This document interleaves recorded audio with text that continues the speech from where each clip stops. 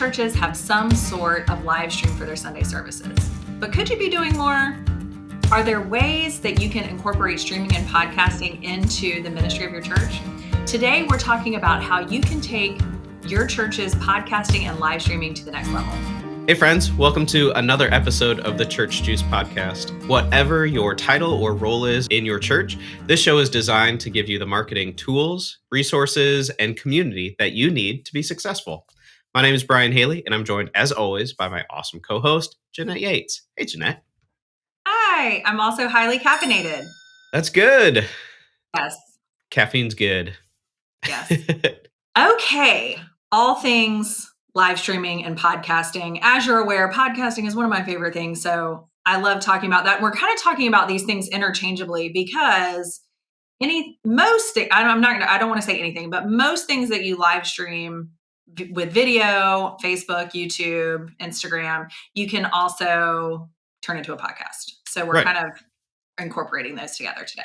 Just like we're doing. We have the audio version, Yes. the podcast. We also have the video, not a live stream, but it's still kind of the same idea. So a lot of churches use their worship service. Obviously, you live stream it. Most churches entered that arena during COVID, right? But a lot of churches also send that same sermon or sometimes the whole service, and they send it out to, Apple, Spotify as a podcast, as an audio podcast. So I feel like Sunday is a given, right? Yeah, most churches are doing some form of that. Right. So let's just talk real briefly because we're just going to assume that your church is live streaming or at least recording, putting out a podcast of the worship service, whatever. What are some ways that we could incorporate those people who are watching or listening into the service? Well, I think one easy thing is just to remember that you're actually doing that. You're actually streaming or recording, right? And putting that out there. So just a simple, as part of your welcome to the people in the room, make a special effort to welcome the people on the live stream. Some churches do, if you have a bigger system, you can do a combination of the two where I think I've seen this before at North Point Community Church in Atlanta, where in the background, you can see what's going on stage, but there is a person like backstage speaking to you as someone watching online. So, while Pastor so-and-so is doing the welcome to the people in the room, I want to extend a special welcome to you. I think that kind of stuff goes a long way. So anytime you can acknowledge them specifically is really helpful. And then, of course, in the comments too. Right. Yeah, I agree. Right. Just find ways that you can keep people who are watching from home engaged because they are still part of the worship service. But we didn't want to talk a whole lot about, ways to use your live stream like that. What we want to talk about today are some different ways that you could be podcasting or live streaming in your ministry. So we want to help you, give you the tools. We want to give you the tools to think through, okay, beyond Sunday, what could we do to live stream, or what other video product content could we be putting out there? What about podcasting? What are some of those different things that we could be doing to take this area of ministry that we're already doing, and let's incorporate it into the rest of the life of ministry? So I'm going to kick it back to you, Jeanette, real quick, just to, just bring up the first idea that we have. So one of the, since we started talking with the worship service, let's just take that and break it down. So the first thing you could do is use the opportunity of a live stream to go deeper into content. Maybe after this, after a Sunday service, your pastor may hear some feedback or hear some questions that people had. I don't know about at your church, but my pastor stands and shakes hands and gives hugs and stuff like that. And people talk to him. And so I think it would be really neat to just have a pastor just like go live later in the week and be like, hey, I talked to some of you guys. These are some questions you have, or these are some things that you shared with me. And I just want to expand on that a little bit or do a little bit more teaching or discussion of that. So I think that's like just a real easy step, step one, live stream service. Step two, do a little like deeper dive into that, whatever the sermon topic is. Yeah, because if you're a pastor watching or listening, or a pastor in your church who is preparing those sermons, you have content that didn't make the cut. You could have gone deeper in this area or talk about this topic a little bit more. So you already have all that content readily available. So it's something that you can hop on Facebook or Instagram or YouTube or whatever and do like a 5-minute live video of something that didn't make it into the sermon or take it to the next step or what that next action step would be. I think that's a great idea. I think too that kind of brings up the point that you should know the tools that your church uses. So does your church use Facebook well? That's a great way to stream. You should also know what your church is known for. We talk about that a lot, right? And I think that provides an opportunity for your church to create content that is specific for what your ministry is known for, what your church is known for, and find ways to incorporate that into a live stream or a podcast. Yeah, chances are, whatever your largest ministry is in your church, it's that large because it's effective. It is reaching people, it is connecting with people, it is building relationships. There are a lot of stories there that you could be sharing with the people that are online, right? And so taking an opportunity, those ministry wins that we gather over the weeks, months, and years, we don't need to just have those in a file. We need to share those stories, right? We donate to the food bank down the street, and we've done this for 40 years, in the case of my church. Like, we've done this this long, and these are some of the things that have happened as a result, people coming together. These are how many families have gotten fed. These are how many families got their Thanksgiving meals from there. This was a story that happened. That goes a long way to not only just showing, the role that you play in being the church being part of the community, but also lets the people on the inside know, oh, this ministry is working. We should give more resources. We should continue to put resources there. Yeah, and another way to do that too is to highlight, like, go behind the scenes of some of the different ministries in your church. So obviously you have the things that you're known for, and you also have, in conjunction with that, things that happen every week. So you could easily go behind the scenes and talk about what sermon prep looks like for the pastor, or what does kids ministry look like preparing for Sunday, or what does rehearsal look like for the worship ministry. That could also be used for volunteer recruitment, but it also gives the rest of the church a better idea of what's happening throughout the week beyond Sunday. Yeah. It's really good to showcase just some of that hard work that goes into it because, you show up on Sunday mornings as a, member, or you watch online and you just see the final product. But, knowing that the pastor did, I follow this lectionary from, this place, and you can see it too here. This is the resource I use. This is the concordance. This is how I prepare, show some of the favorite resources that you use. I think behind the scenes with the worship team would be cool. Like, just tell me about your instrument. Like, how long have you been playing? What's going on? And then, like, show a little bit of rehearsal, something like that. Just kind of like keep it light and casual, doesn't Right, right. So I think those are good. I also, though, do think it's okay to use live stream or podcasting. And maybe this isn't live stream, maybe you record these and upload them sometimes. But like, if your church, in our last episode we talked about difficult conversations or issues in the church that's, sometimes come up, or maybe there's issues that you want to address, beyond the Sunday service, or, something that takes more conversation than a quick walk by after church, right? Use the tool of a podcast, or the method of podcasting, use the method of live streaming or video to do a deep dive on some of those things, either, a devotional series, or a, Bible 101 series, or whatever you feel like is appropriate, or maybe have conversations. Maybe you show your congregation how to have difficult conversations by modeling that on a live stream, or recorded. You know? You can do that too. But that's another thing too. So yes, you can keep it light, fun behind the scenes. You can also do a little bit of like, we want to demonstrate what it's like to discuss important issues with people that may not agree with us in a way that's grace filled.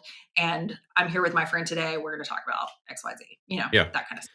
And I see too that there are these relevant issues that we can create kind of like a limited series on in a podcast or live stream form or whatever that looks like. But I think there's also the opportunity with those earlier ideas that we talked about to basically create just a show, right? So you're creating a podcast or you're creating a live stream that you're doing consistently. Not necessarily that it has to even be every week, but you're doing something consistently that you can rotate through types of content or different ideas, that it doesn't have to be the same all the time, but it's something that people can subscribe to or watch along with, and they'll know they'll get something valuable out of it, and you can change it up, and that gives you a little bit of freedom too. So I think there's tons of opportunity there for churches to probably less on like the outreach side using live stream and podcasting, but really dive into the life of your church and give people a better connection point throughout the week. I think there's tons of ways to do that. But I will say, we're giving out all these ideas and we could keep going because, Right. ideas are, I mean, there's the possibilities are limited. Get create or unlimited. The possibilities are unlimited. Get creative. And we'd love to hear some of the things that y'all come up with. So Yeah, hop on absolutely. group and let us know what you do with your live stream. There are some people listening going, yeah, those sound like great ideas, but that means I actually have to get on camera. And that makes me, I don't want to deal, Yep. like Yep. that's too complicated. I don't know, whatever. So let's talk a little bit about just some of the basics, some That's of the good. things people need to know to get started. Yeah, I think that there is a lot of this apprehension towards starting something like a podcast because it seems like it's real techy, but the reality is it's very simple. It doesn't need to be super complicated. You don't have to build in, a 4 month process of editing and publishing your podcast or whatever. There are apps out there. There are services where you can literally just talk into your phone, and that's your podcast. Or you can hop on. The way that we record our podcast here is we just have a website we go to, we record, and then we send it off to our editors, right? Like that apprehension doesn't need to be there. Podcasting or live streaming has come a long way and is so much easier now than even just a few years ago. I agree. And I do think that also people are more familiar and, at this point, live is something that people understand Hmm. and they understand that you're not going to be perfect. Right. So if it's live, you're going to make mistakes, Yep. or you're Absolutely. going to mess up with your words, or a leaf blower is going to come by, or something like that. Right. So you know, you can forgive yourself because other people will too. And Yeah, if your for sure. content is good, then messing up your words is not the end of the world or something like that. I remember one of the first Facebook Live when Facebook Live came out, I Hmm. was all over it. I believe I that. loved it. Yeah. But, well, one of my mentors, and I've talked about him a ton of times, Dave Shrine, he said, you're going to stink at it the first time you do it. So just do Hmm. it because it's going to Hmm. stink. Once gave myself permission to just be really bad, I did it. But like there were so many things. And what I would do is I would actually just make that part of the thing. Like after after it was shared, I would be like, oh my goodness. There would be one time where I swayed back and forth in my swivel chair the whole Yeah. time. I was Yep. doing just back and forth, things like that. Or I was holding my phone and I dropped it and I just picked it up and kept going, Yeah. and that was just part of what, that was part of the deal. And it was almost like, what's our communications director going to do this time? Hmm. It's going to Right. be, and so it can just be part of what's happening.